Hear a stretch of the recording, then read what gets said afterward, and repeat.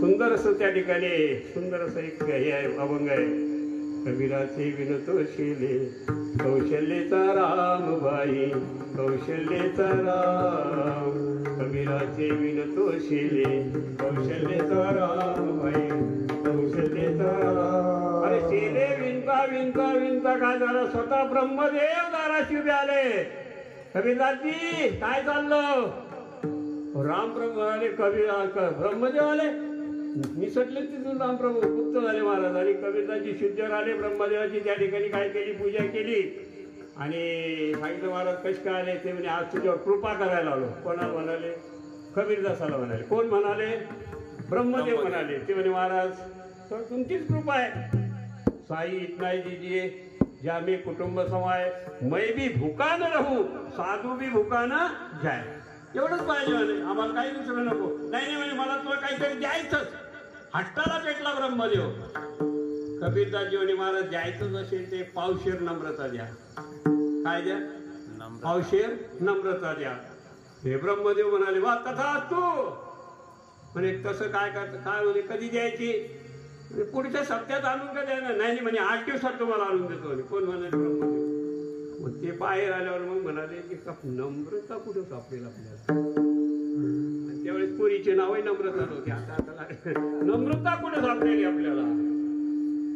आमचे कुंभारीला गेले, आमचे सपकाळ महाराज होते, गजानन महाराज म्हटले का तुम्ही गजानाचे भक्त आहे, पावशेर नम्रता मिळेल का कुठे? ते म्हणे मला करतो बस.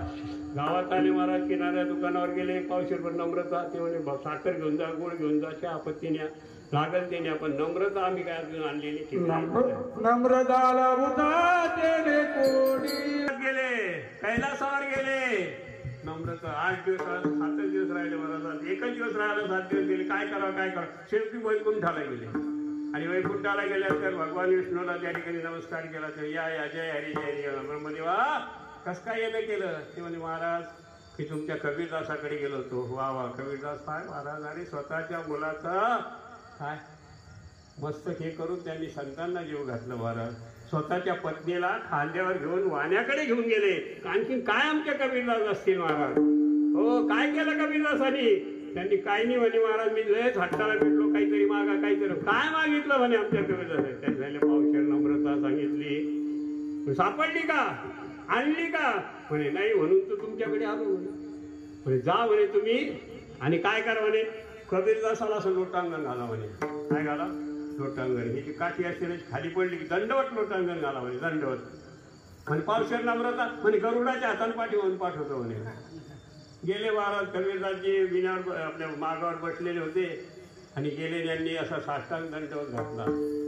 कबीरदासजी तिथून उठले, त्यांचे पाय धरले. म्हणे महाराज उठा, मी तुम्हाला फक्त पावशेरच नम्रता सांगितली, 1 किलोवर कशा करता म्हणून आता म्हणा नम्र झाला भूता, नम्र झाला भूता